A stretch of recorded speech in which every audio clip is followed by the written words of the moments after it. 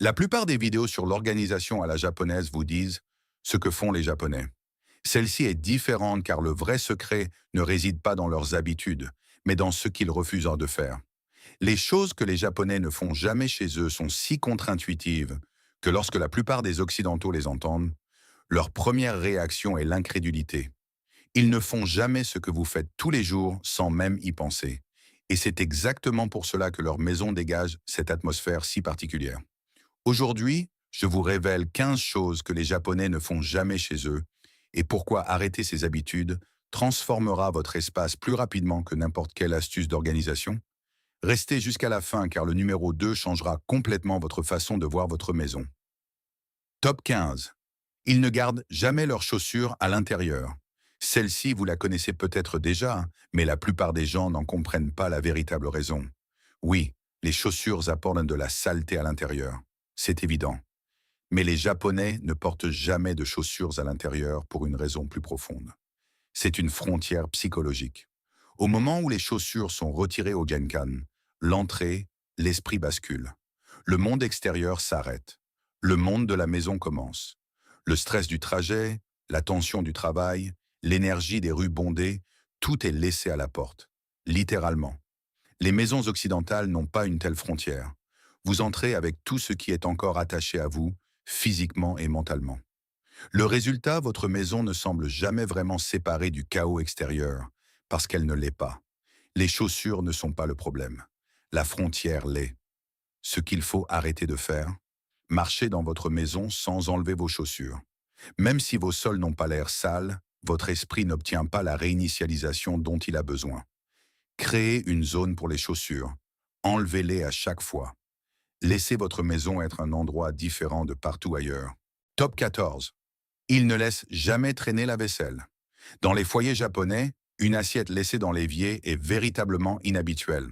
Non pas parce qu'ils sont obsédés par la propreté, mais parce qu'ils comprennent le concept de la dynamique. Une seule assiette dans l'évier ne reste pas une seule assiette. Elle devient une permission. Une assiette dit « c'est bon, on peut le faire », puis deux, puis la poêle, puis la casserole.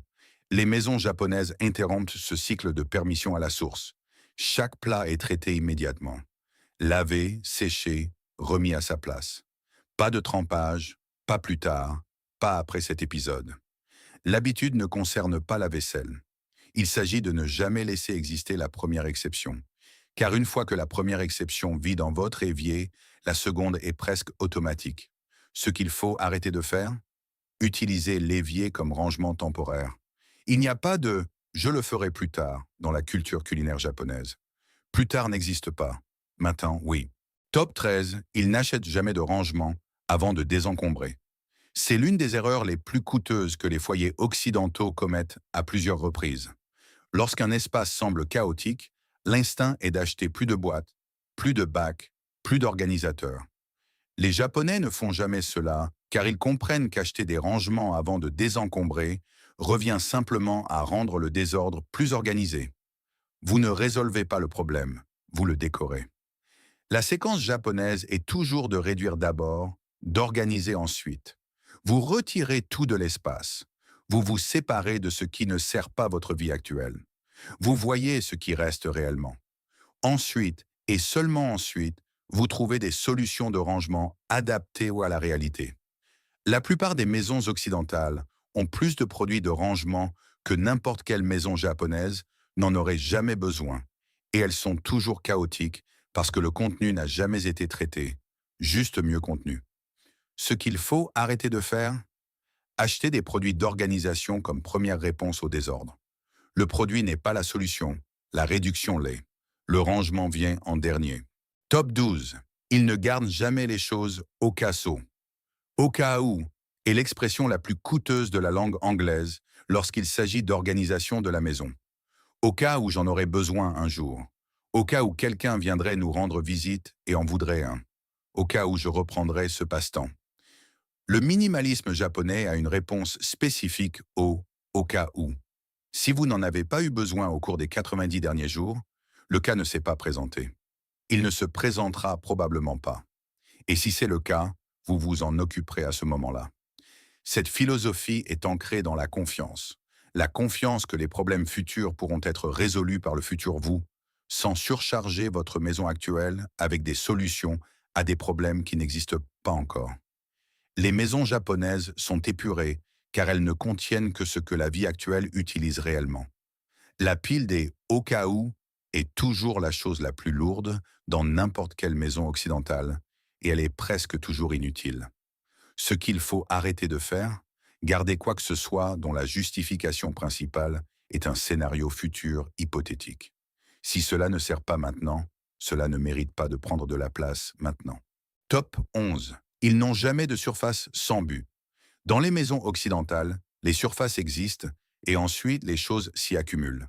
Dans les maisons japonaises, chaque surface a un but défini avant que quoi que ce soit n'y soit placé. Ce plan de travail de cuisine est destiné à la préparation des repas. Cette table d'entrée est réservée uniquement aux clés et aux courriers. Cette étagère contient exactement ces livres. Le but est décidé en premier. Ensuite, la surface est exclusivement réservée à ce but. Quand quelque chose n'a pas sa place sur une surface, il n'a nulle part où atterrir. Il doit trouver sa véritable place. Les maisons japonaises n'ont pas de surface fourre-tout, des endroits où des objets aléatoires s'accumulent parce qu'il y avait de la place. Chaque plan horizontal est défini, intentionnel et protégé contre la dérive de son utilité. Ce qu'il faut arrêter de faire, laisser les surfaces se définir par ce qui s'y accumule. Définissez délibérément le but de chaque surface. Ensuite, défendez ce but chaque jour. Top 10. Ils ne sautent jamais la réinitialisation hebdomadaire. Les foyers japonais considèrent la réinitialisation hebdomadaire comme une infrastructure non négociable et non comme une amélioration personnelle facultative. Tout comme payer une facture ou se rendre au travail, cela se produit simplement chaque semaine sans négociation, sans attendre d'être motivé. Ce n'est pas un nettoyage en profondeur, c'est une réinitialisation. Chaque objet retourne à sa place. Chaque surface retrouve son état initial. Chaque système est vérifié pour éviter toute dérive.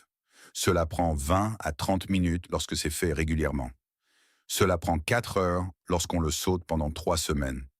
Les foyers occidentaux considèrent le nettoyage comme quelque chose que l'on fait quand la situation devient critique. Les foyers japonais le considèrent comme quelque chose que l'on fait avant que la situation ne se dégrade. La différence d'expérience est énorme. L'un ressemble à une punition, l'autre à de l'entretien. Ce qu'il faut arrêter de faire, considérer la réinitialisation hebdomadaire comme facultative.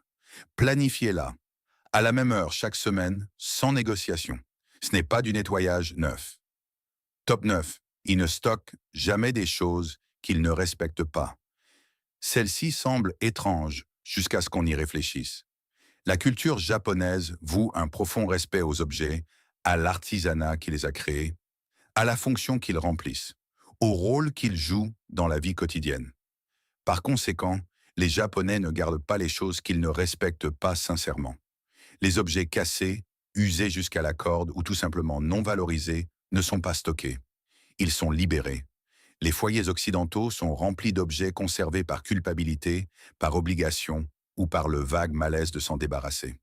Le mug ébréché que vous n'utilisez jamais mais que vous vous sentez mal de jeter. Le cadeau qui n'était pas à votre goût mais qui trône quand même sur l'étagère. L'appareil qui fonctionne à moitié mais qui est toujours techniquement opérationnel. Ces objets de ressentiment drainent l'énergie. Vous interagissez avec eux quotidiennement et ressentez une friction sourde que vous ne pouvez pas nommer. Ce qu'il faut arrêter de faire, gardez tout ce que vous ne respectez pas sincèrement. Si vous ne le choisiriez pas aujourd'hui, il est déjà parti en esprit. Laissez-le partir physiquement aussi. Top 8. Ils ne plient jamais les vêtements pour les ranger plus tard. Dans les foyers japonais, les vêtements obéissent à la règle des 3 destinations. Les vêtements propres et fraîchement séchés vont immédiatement à l'un de ces 3 endroits. Suspendus dans le placard, pliés dans le tiroir ou désignés pour être portés à nouveau. Il n'y a pas de pile de vêtements propres sur la chaise. Il n'y a pas de panier à linge rempli de vêtements propres qui traînent dans la chambre pendant une semaine. La pile de vêtements propres sur la chaise est l'un des éléments de chaos les plus universels dans les chambres occidentales et elle est complètement normalisée. Les foyers japonais la traitent comme le désordre qu'elle est réellement. Dès que les vêtements sont propres et secs, Ils sont traités, un point c'est tout. Cette simple habitude élimine ce qui est souvent l'élément le plus visuellement chaotique de n'importe quelle chambre. Le meuble fantôme qui passe de la chaise à la pile sur le sol, puis à la montagne. Ce qu'il faut arrêter de faire, créer une zone d'attente pour les vêtements propres. Les vêtements sont soit portés, soit au lavage, soit rangés. Il n'existe pas de quatrième catégorie. Top 7. Il n'ignore jamais les petits désordres. La culture occidentale du nettoyage possède un système de seuil inconscient. Nous ignorons les petits désordres jusqu'à ce qu'ils atteignent une certaine taille, puis nous nous en occupons. Le problème, c'est que les petits désordres s'accumulent. Ils attirent davantage de désordre. Ils normalisent progressivement le désordre jusqu'à ce que le seuil augmente et que nous en tolérions davantage. Les foyers japonais fonctionnent sur un système de tolérance zéro. Une miette est balayée immédiatement. Une éclaboussure d'eau est essuyée immédiatement. Un objet égaré est remis à sa place immédiatement. Non pas parce qu'ils sont obsessionnels, mais parce qu'ils comprennent qu'un petit désordre ignoré devient un grand désordre inévitable. La réponse de 10 secondes à un petit désordre évite la réponse de 30 minutes à un grand. Il y a aussi une dimension psychologique. Lorsque vous vous occupez immédiatement des petits désordres, votre maison n'atteint jamais un état qui semble accablant. Il n'y a pas d'effet avalanche. Ce qu'il faut arrêter de faire, utiliser un seuil mental avant de réagir au désordre. Ce seuil habitue votre œil à tolérer le désordre. Supprimez-le. Un petit désordre nécessite une réponse immédiate. Top 6. Il ne décore jamais sans fonction. Les foyers japonais ont moins de décoration que presque n'importe quel foyer occidental, mais ce qu'ils ont est plus intentionnel, plus beau et plus significatif. La règle est que les objets décoratifs doivent mériter leur place. Soit ils ont une signification personnelle profonde, soit ils sont véritablement beaux, soit ils remplissent une fonction au-delà de l'esthétique. Les objets décoratifs aléatoires, les bibelots, les objets de remplissage, les choses achetées parce qu'une étagère semblait vide, n'existent pas dans les foyers japonais, parce qu'ils ajoutent du bruit visuel sans ajouter de valeur. Ils nécessitent d'être nettoyés sans rien offrir en retour. Chaque objet dans un foyer japonais est réfléchi. Rien n'est accidentel. Cela crée des espaces où ce qui est exposé semble important parce que ça l'est.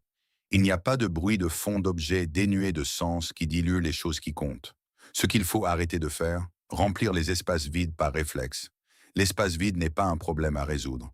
Une étagère avec 3 objets intentionnels et de l'espace vide est plus puissante qu'une étagère encombrée d'objets de remplissage. Top 5. Ils n'ont jamais plus que ce qu'ils peuvent entretenir. Ce principe semble évident, mais ses implications sont radicales. Le minimalisme japonais s'autorégule grâce à une question honnête. Puis-je réellement maintenir ceci en excellent état? Non pas puis-je le stocker, mais puis-je véritablement l'entretenir? Si la réponse est non, si l'objet nécessite plus de soins, d'attention ou d'espace que votre vie réelle ne peut en offrir, il ne devrait pas entrer dans votre maison. Cela s'applique à tout.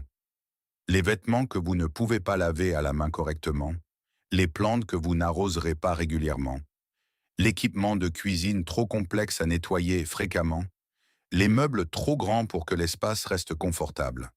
Les foyers occidentaux sont remplis de biens négligés, non pas parce que leurs propriétaires sont négligents, mais parce qu'ils ont accumulé plus que ce que leur vie réelle pouvait entretenir.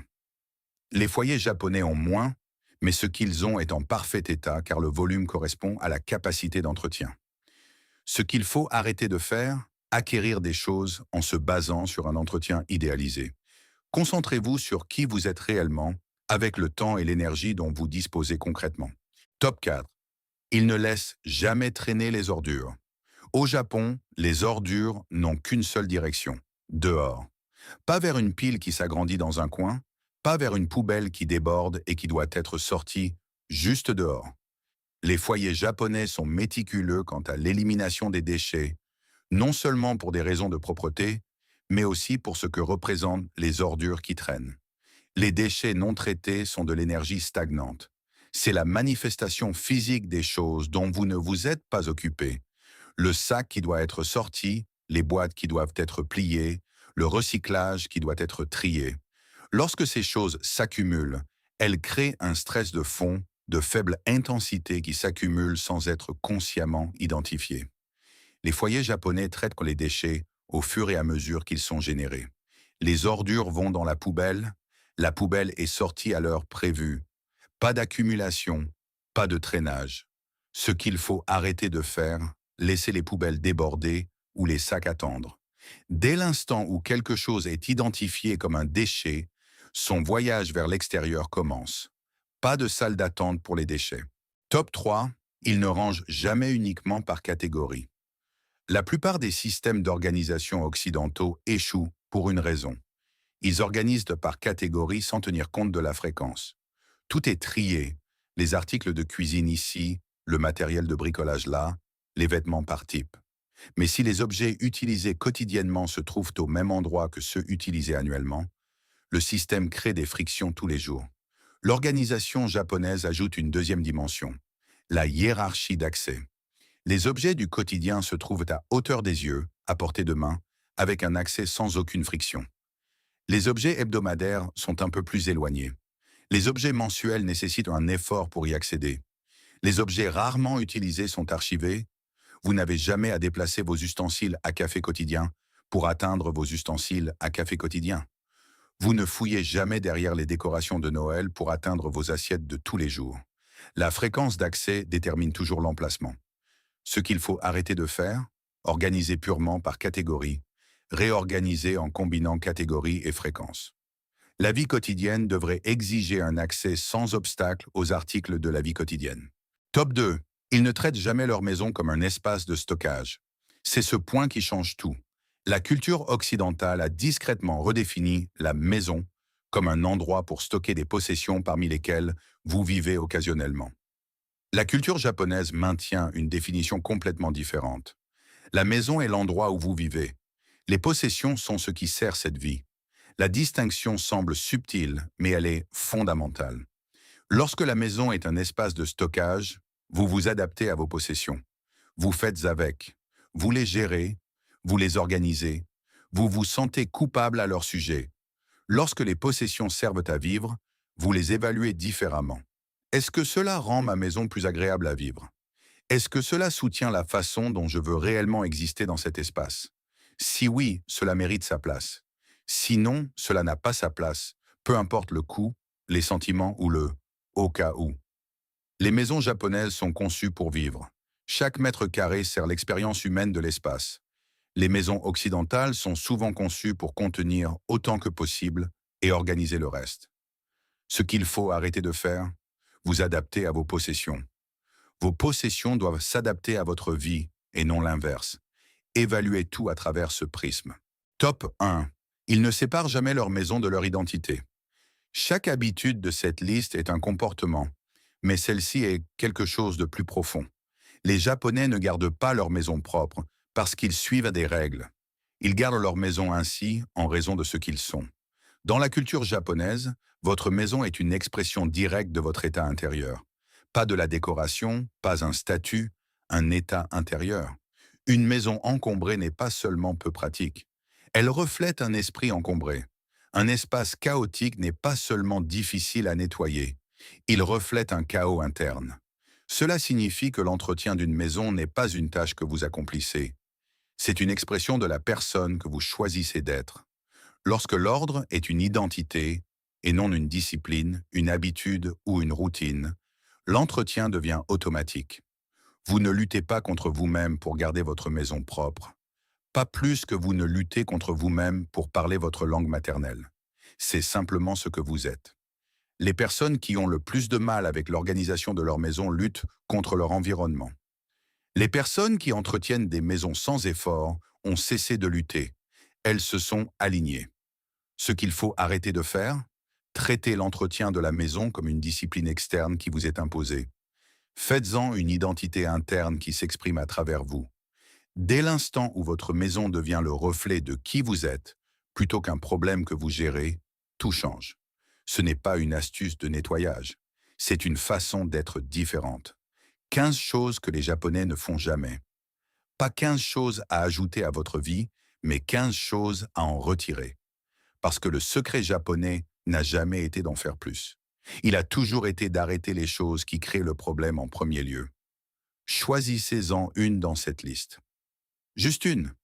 Celle qui vous a fait penser c'est exactement ce que je fais. Arrêtez de la faire cette semaine. Remarquez ce qui change. Ensuite, revenez pour une autre.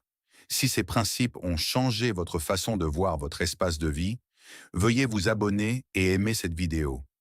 Nous découvrons la sagesse ancienne et les habitudes modernes que d'autres ont essayé d'ignorer.